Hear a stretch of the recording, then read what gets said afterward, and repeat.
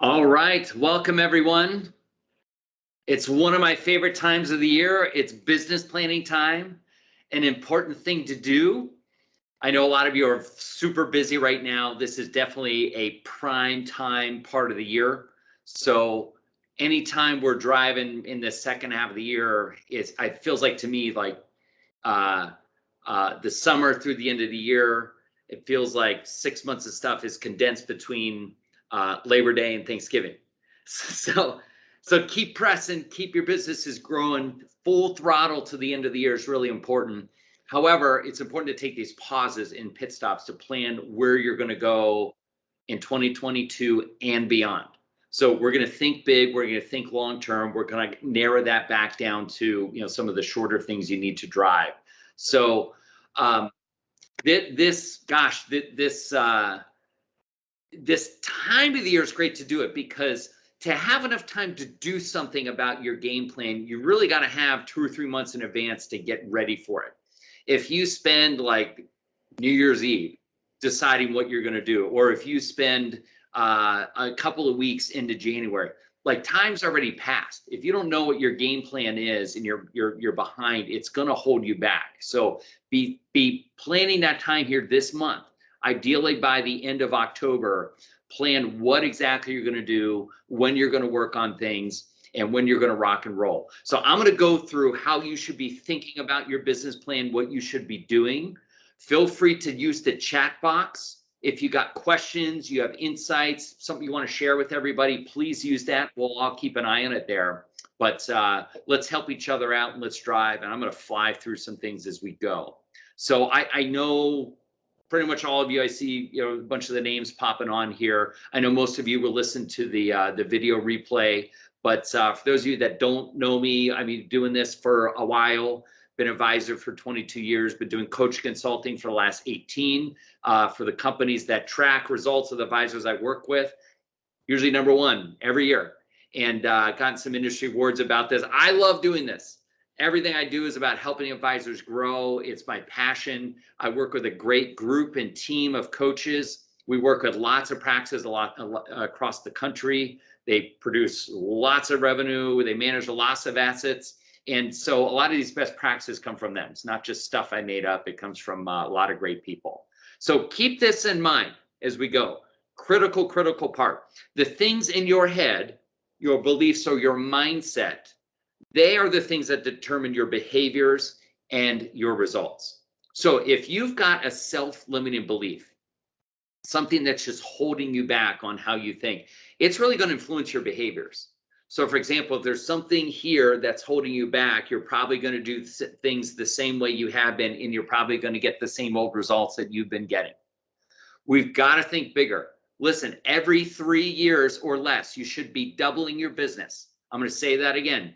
Every 3 years or less, you should be doubling your business. And to do that, you've definitely got to think differently. You've got to do things differently to get those different results. So be aware as we go through this. If you identify there's a self-limiting belief or something, let me know, email me, text me, put it in the chat box. It's important to be aware of those as we crank through. And it's important to think bigger. Your potential is massive. And if you look back to, gosh, just the last 10 years in your career, the growth that has occurred, look where you were 10 years ago and look where you are today. I talked to a lot of you that say, oh my gosh, I'm already beyond my wildest dreams in this business. I had no idea I could take it as big as I have. Well, if we take that and we project that out to the next 10 years, that's what we got to be thinking. You really got to be thinking about those next leaps and think bigger. The potential in our industry is unbelievable. I have so much optimism about our industry. It's tremendous. More and more of America needs help. We're just scratching the surface of the trillions of dollars in motion. That's why there's a lot of government attention on our industry, because they see it coming. We have just started the wave. It's going to be massive. And the movement in the next 10 years is going to be game changing. The number of advisors exiting the business is going to be significant. Half the advisors in the industry are expected to retire, since the average age is around 60. So massive opportunity to grow with new clients, new assets, big opportunity to grow with, new advisors. So you've got to be thinking bigger. This last 10-year leap you've had that's got you here, it's definitely going to be different things that get you to the next place. So we're going to go through, really the elements you should be thinking in your plan, not just professionally, also personally, how those tie in, how to think really big, long-term, 10 years out, how to narrow to 3 years, how to get that down to what you need to do next year, and then what we're going to do Q1 next year to really rock and roll on this. Now, your personal goals are sometimes drivers to your business goals. And a lot of studies show, this comes up in my doctoral work. I'm almost finished my PhD in performance psychology, and personal internal motivation is one of the strongest things. It's going to be much stronger than, someone giving you a goal that you think you should accomplish, whether it's like, a payout grid at your firm or something somebody else put out there for you. That's not going to be as motivating. The goals inside of you are going to be much more motivating, and your personal goals will be the most motivating in your business. Now, a lot of you are past just making a certain amount of money. There might be a lot of you that have business goals that are, hey, I want to extract a certain amount personally to live on or to do something special with for my family. That is one driver. And those are really good drivers. There also may be some non-numerical or non-monetary goals that you have, which might have to do with time. Maybe it's spending less time in the business so you can be more with family, kids, maybe grandkids. So these things should really shape your business, and you should really pay attention to them because they can drive. I can tell you, as you cross over the path of worrying about success and extracting a certain amount of money, a lot of people get to the point in business that I made more money than I ever thought I'd make. I got enough money put away. I don't really have to worry about that. Then you cross over to worrying about significance. It's a big difference in success and significance. Success is achieving some certain things. Significance is what's the mark that you'll leave on the world? What's the difference that you're going to make in the world? And to a lot of people, that's much more motivating. It could be even more motivating than success things. It could be charity oriented, philanthropic oriented. Look at some of the wealthiest people in America, Warren Buffett, Bill Gates. They've given away a lot of what they have and a foundation, and they're making a difference in the world with a significant amount of assets. That's their passion and that's their drive. So they've already crossed over success. It's about something bigger now. It is for them. So keep that in mind for you. These things will really be drivers. But as you think about your goals and starting to organize what's important for you or what you want for yourself, I see a lot of people organize them in personally. What do you want to accomplish? Maybe with your family, as a spouse, as a parent, as a child, as a grandparent. There may be some goals here that could be monetary. It could be, non-monetary that you might want to accomplish. Professional, that's what a lot we're going to talk about here. What in the business do you want to accomplish? For your team members, they may want to have professional goals. They may want to accomplish certain things as well that you should allow them to go through the same process.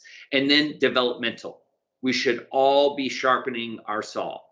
For me personally, every year I tried to do some new designation. I pretty quickly got out of doing financial designations because I love doing coach consulting. I started to do all the consulting designations. I got certified in all the assessments there are. I ran out of stuff to do. So I went back to school, got a master's degree in coaching and psychology. And, I'm working on my PhD in performance psychology. I'm a few years in, probably got another year left, should be done by the end of next year. But continually learning, sharpening your saw, developing yourself. That should be part of your goals as well. And the goals should be specific and measurable. I'll see sometimes people will have a very vague goal, which is nice, but if it's hard to quantify or measure, how are you doing towards it? It's kind of hard for that to be a goal. So use the SMART goal: specific, measurable, attainable, relevant, time-based, that I want to accomplish X by a certain amount of time. That should really be part of either long-term 10-year goals, 3-year goals, 1-year goals, or quarterly things that we'll get down to. But as I said again, 10 years is key. you should be making decisions with that long-term vision in mind. And a lot of this comes from one of my favorite books for entrepreneurs, Traction. Huge fan of it. Talk about it a lot with a lot of you. Their EOS tool, which is the suite of tools for entrepreneurs, organization system. Their VTO or Vision Traction Organizer is an excellent tool. 2-pager. First page is all the big picture, long-term stuff. Second page is all the next year and breaking down into quarterly stuff to work on. Very efficient, very effective for you to stay on track, your partners to stay on track, but to help your team see what's going on and keep them on track. The only thing I would challenge in they have like 3-year, 5-year goals in there. Look, there's not a lot of difference in 3 years and 5 years. I would challenge all of you to accomplish your 5-year goals into 3 years. So I really recommend you do 10-year thinking and then 3 years and then 1 year as far as your goal and attainment. But it's got to be, you've really got to be thinking, what will your role in the business be in way down the road? What does your team need to look like to handle the wave of new clients, the wave of advisors leaving? How will you handle that? Will you build an army of people like John Cutton, Barron's Hall of Fame advisor? Will you keep it really simple and be boutique and keep a small number of team members, smaller number of clients? My good friend Rob Knapp of Supernova Advisor, awesome book if you haven't read it. Rob's theory was, I'm going to work with 100 people. It's kind of like a first class plane with 100 seats. So if somebody gets on, someone's got to get off. So wherever you want to go, you got to see, where's that going to be down the road 10 years from now? What is your life going to look like? And then as you start to narrow that down, the next few years should really be, what needs to change to start getting to where you're going to be in 10 years? So we talked about, from a metric standpoint, you should be doubling every 3 years or less. That's the minimum you should be looking at. But what are the big changes that need to happen in the next 3 years to start that 10-year vision? Because 3 years rips by pretty quick. You think about 3 years ago was not that long ago. And the next 3 years will go faster than the last 3 years did. And to start to implement some of these changes and see what's the target, where should we be at in 3 years to be on track for that 10-year vision that you have. It's very healthy to do in this planning. See, a lot of the planning I see a lot of you do is like year to year. And so if you're only planning year to year, it's like just taking a step at a time and you don't really know where you're going. Yogi Berra said it best: if you don't know where you're going, you'll end up somewhere else. So seeing where you're going, seeing up the hill, up the mountain, or up the staircase is important. That 10-year vision, that 3-year target can really help shape where does the next year go. That will keep you on track. That way you're not just randomly, I guess I'll grow by 20% the next year and see how it goes. That's not really business planning. Some of your firms might require you put in some metrics, for like goals or they might call that business planning, but that's just annual goal planning. Like, that's not really a business plan. You got to think bigger. You got to think longer term. So this 10-year, 3-year, these are like the most important part of going through this. So you might need to reserve some time to do this. I know for me, I get out of my office, I get out of my house, I go somewhere and I hide and I work on this stuff. I go somewhere, maybe a corner booth in a restaurant, go to a park, go somewhere where there aren't people, where there are not distractions, and have think time. And bring a journal, write down, what does 10 years look like? Start thinking through these things. Start thinking about what needs to change in these next 3 years. Great exercise to really, have some vision around. These are the hardest ones for advisors, but if you can have some work on this that's away from the distractions, it'll make what really matters when the rubber hits the road for 2022, which is your first step towards all of this, to this bigger picture. It'll make it far more effective. So always be thinking too, you should be pressing yourself. As humans, we form these like comfort zones. It's just natural. Our brains crave equilibrium. We like to kind of keep everything in this certain zone. And our brain will trick us to stay inside there. You know, if we do something different, our brain says, whoa, that's not the way we do things around here. We do it this way. So you're going to have to really push yourself to get to the next level. Because remember, we talked about you're going to have to think differently and do things differently to double from here. And where you're going to be 10 years from now is going to be completely different. You're going to have to think really differently and do things really differently at that point.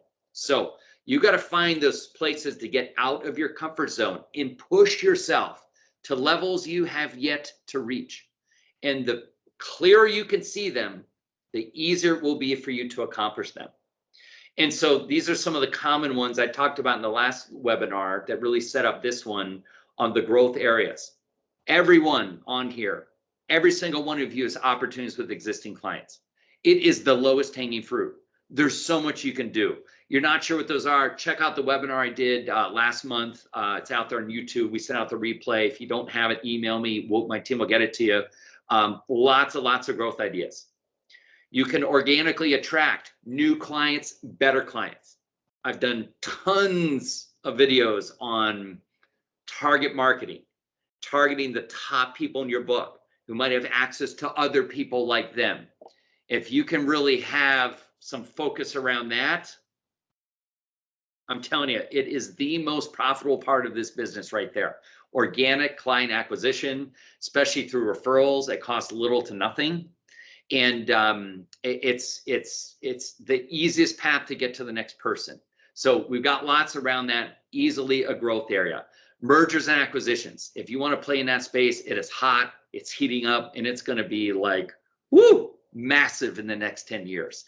So that's one of my favorite areas to work in. You know, a lot of the coaches on my team, they're, you know, just as good as me when it comes to helping advisors grow with existing clients to help them, you know, organically attract new people. You know, I get really excited about this mergers and acquisitions because it's like exponential growth. Some people call it quantum level growth, where you're really, you know, taking a large chunk of clients and assets really quickly. So really exciting endeavor to get into. But all along the way, you should be thinking about making things easier to do, less steps. That's also a big part of growth. You can figure out time compression, doing the same amount in less time, or my favorite one, doing more in less time. That's a growth aspect in itself. So think about it. If you could condense the amount of time it takes you to service a client, there's growth there. You know, you instantly have more capacity. I'm not saying do less for clients. You should always be doing more for clients. But instead of a small number of long meetings per year, maybe you do more frequent short meetings per year and you stay in contact more often. There's an efficiency there to have happen. Maybe some people on your team kind of handle some of those interactions. And there's efficiencies there that are part of growth. So some of these things should be part of this, you know, this 3-year leap to get you there, and should be a big part of where you're going in 2022. Remember, 2022 is your first step towards this 3-year target to double at least, and where you're going to be 10 years from now, which is massive growth, unfathomable almost. So you should have some numerical things that you want to accomplish that are metrics that, you know, really drive your business, and you should have some non-numerical things as well. An example of a non-numerical thing might be getting freer, hiring another advisor to help with capacity on your team. So many things that might be, you know, non-numerical. You can turn a lot of these into numerical goals, like how many advisors were hired or how many advisors were interviewed. A lot of the goals are typically like, you know, revenue based, production, GDC, whatever you call it. There might be some, you know, certain triggers you really focus on to drive that, like new assets or net flows of assets. It might be, you know, a certain type of business that you're trying to drive. That might be a metric to really hit that top line revenue. You might have some metrics around profit. You know, what's the profit margin in the business, and then there might be some around like number of clients you work with. A lot of you are in reduction mode. You're trying to work with less because you're trying to, you know, clear the deck for you to work with more. So all these things are important. So, you know, write out what are some of these goals. What are some of the things that that are really going to drive you, that's going to get you up in the morning. It's going to get you really excited about getting big results in your practice. What are those numbers? So we talked about in the business planning process, you getting away from your business. You spending some time thinking about, the big picture, 10-year, where you want to be down the road, what your role is, what the team looks like. 3 years, what needs to change to get you on track to be double the size you are today. Doesn't have to be number and size of people, number and size in clients. Could be double revenue, double profits. Our model's doubled 3 years or less with half the clients. So, your version of doubling, what does that look like? And then, what's the important things in 2022? This should be part of your, out of the distraction, out of the office, out of the home, business planning time. What are those important metrics? Numerically, non-numerically, what do you really want to drive in your practice? What is most important here? Now, as you lay that out, as you got exactly what you want to accomplish for the year, the next level of this is laying this out into quarterly rocks to move. So some of you just might be on just thinking about quarter one, which is just fine. Some of you might be able to think about the whole year and plan what's the quarter 2, 3, 4 rocks to move. Some of you plan your year in trimesters, which is just fine. What's the trimester rocks to move and planning them out. On the VTO tool, which we'll email to everybody if you don't have it already, it'll have on page 2 your 2022 goals. It'll have quarterly rocks to move, which would be quarter 1 at this point. And then there's an issues list, which to me is basically the future rocks in the year that you're trying to move. So if you want to go to the level of organizing what you're going to push and drive each quarter, that's fantastic. I'm a big fan of that. If you just need to build an issue list, those of you I work with one-on-one or work with, a coach on our team one-on-one, we do that quarterly review. We do that. Let's stop. Let's come up for air. Where are we at? What are we tracking? What's on pace that we need to keep going? What's not on pace we need to change or adjust? What do we need to push and drive this next quarter? Some of you, we kind of facilitate going through and kind of planning the next quarter's rocks. But planning them out for the year can be great. One of my favorites tying this into growth is kind of planning out what might be some growth initiatives you push on for the year. So, 2 of the easiest growth areas are doing more with existing clients, attracting new clients. So as we're doing more with existing clients, you could plan out each quarter. Maybe there's a type of business that you try and drive with people. Maybe it's, I'm just making these up. Maybe it's driving new financial planning fees. Maybe it's moving assets into managed or wrap accounts, or increasing fees on some assets that you manage.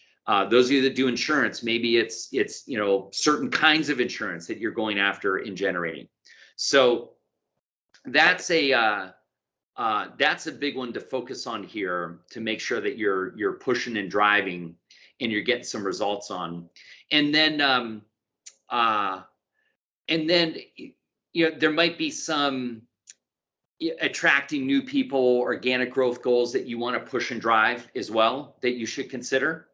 So if you have maybe different types of efforts you're going to do, some of you that have niches or targets, you could say, hey, I'm going to work on this one the first quarter. I'm going to work on the second one the second quarter. You could kind of plot out what you drive throughout the year to really keep results rolling. Great question on here from Al about sourcing practices. They're out there. There's lots of them. That might be a growth metric for you in 2022 or the next 3 years of finding these acquisition opportunities. They are out there. So look, I mean, there's tons of advisors everywhere. And I hear you, it is tough to connect with them. However, there are lots of people tied to you that are also tied to advisors. So you should really look at who is it in your circle of people that know financial advisors. Might be other professionals like CPAs, attorneys. I can guarantee you CPAs get hounded with people, asking them over the years, hey, let's partner and I'll cut you in on some business. They probably know advisors. They probably know advisors from having to reach out to them and get cost basis information over the years. So they're a great starting point. If there's any product wholesaler people, like anyone that's in the industry, they're great starting points. Looked on LinkedIn. You know, LinkedIn's a great way to find people. I found the recruiting services, you know, most people I don't find get much from it. So I just be careful in investing in those. What's the Succession Link? I think is one that you know bombards advisors. I think there's mostly buyers on there. There's not many sellers. So there really isn't a silver bullet in that area, but it's just like prospecting. Think when all of you started as a brand new advisor. I know I had 0 clients. I literally got stuck in a closet in a pile of papers with phone numbers that I could call. And so, you know, I called a bunch of people, and eventually you had set some appointment with those people, and then eventually I got a client, and then I got another client. It's almost the same with advisors, that you'll have to work on how do you get introductions to these people? How do you find them? And you've got to work your access points to get to them. And you might have to have, you know, some meetings set and they don't work out. And you might have to talk to a few advisors before you get down to your first deal. But the more you work there, the more you can get. Advisors get discouraged, especially, you know, veteran advisors, because, you know, doing business with clients, you're pretty good at it. It comes easy. Getting referrals, a lot of you, it's like easy. And you start this endeavor and you're like a novice at it again. And people at the wall, they say, well, this stinks. I reached out to 2 advisors, nothing happens. I'm not doing this anymore. You got to be persistent here. If you're going to find these, you got to work on sourcing them and using your networks of advisors to try and find them. So go to conferences, go to gatherings, FPA, whatever it might be, where there's advisors at. Go to those things. Talk to anyone who would know an advisor to try and get some kind of, you know, action and traction there. Now, on all of these things, all these goals that you're going to have for 2022, the quarterly rocks you're going to try and move. One of my favorite books to get on execution, I've talked to almost all of you about, is The 4 Disciplines of Execution. That's how you take this high-level VTO business plan into action every day and every week. So breaking down an annual goal to what needs to happen every week, or breaking down what needs to happen each quarter into what needs to happen every day and every week, you should be keeping a weekly scoreboard to keep you on track. What are the things you need to do every week to keep you on track? The practices and the advisors that do this, they crush it. They absolutely crush it, because you're breaking down these big things into more palatable chunks. And if you know that, hey, I need to ask for new business X amount of times per week. I need to discuss referral strategies with a select number of connectors a certain amount of times per week. I need to, you know, talk to people about advisors that I want to seek for succession or mergers or acquisitions a certain amount of times per week. Whatever those things are for you that are really important, you got to lay them out on the scoreboard. And you got to do the same for the advisors on the team, for the team members on your team. It's execution is really what matters. That's what puts this plan into action. That's what turns it into reality. So take those big things in this VTO and break them down. And really, I highly recommend a scoreboard. I'm going to send you an example one as a follow-up, but these really matter. These really work. And if you can have that regular rhythm in there, you know, the 4 disciplines of execution are basically, you know, they call it a WIG, a wildly important goal, which you would already have established from your, you know, VTO plan. Lead measures, which is what do you need to do every week? You know, instead of, if you're trying to lose weight, instead of standing on the scale looking at your weight, you know, that's a lagging indicator. You know, it's what was my minutes exercise, or what was my, you know, weights lifted, what was my number of reps, what was my calorie intake for the day. You know, those are like lead measures that would lead to the result that you want. So that's where it gets down to how many times that I do something that I can control that's going to influence the result that I want. That's what's got to be on the scoreboard. That's a lead measure. And then, you know, the third is having a scoreboard to track this. And the fourth one is that cadence of accountability. Now, I love this stuff, but look, I need my team to keep me on track. I'm human. I know you're human too. I need to have my team keep me on track with this kind of stuff. And the cadence of accountability is talking as a team, somebody else to keep you on track, to keep these things going. So huge, huge critical things that can really turn this big picture thing, narrowing it down to 2022, down to the first quarter, down to every day, every week, what's going to happen. So look at constantly improving. How can you get 1% better every day at this? And how can your weekly metrics get a little bit better to add up to these big quarterly, annual, 3-year, 10-year vision that you want to accomplish? This is really your path to doing it. So think big is really critical, and lay these things out. I look forward to hearing about your goals and your plans and your long terms. I've already been talking to you, a lot of you about it. Email me your VTOs as we go. Just remember this big word, change. Something will have to change for you to get to that next level. And you've got to be open to it. You've got to embrace it. You've got to break out of our, little human bubbles that we tend to keep ourselves in our little comfort zone. Break out to that next level. Think differently, do things differently to go to the next level. I love being your guides through it. That's my specialty. I, work with some of the biggest and best in the industry, and helping them break through places they've never been is what I'm passionate about. I can guarantee there's somebody along the path that you're looking to go that's already further down it. We can help you, show you the shortcuts that they've taken, the potholes to avoid to get you there quicker is really, really critical. But just be aware of change. It's going to be really important. And then for some of you have, like, your firm might have some kind of tool to enter in, like your business planning numbers or your goals. I know for a lot of you, some of your firms are looking for you to have it by the end of this month. So please do that. Let's get that done. Even if you put something in there and we adjust it down the road, that is just fine.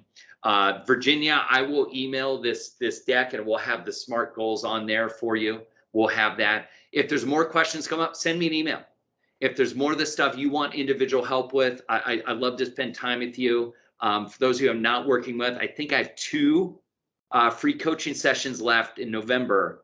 That's it. They're running out, but we got a couple of slots. If you do want to have a one-on-one free coaching session with me to drive some of these things, we're open to it. So shoot me an email on that. But look, think big, be open to change.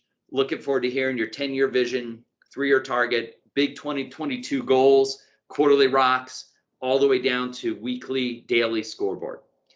Everyone be bullish, think big, stay awesome, and we'll see you in a coaching session real soon. Everyone take care.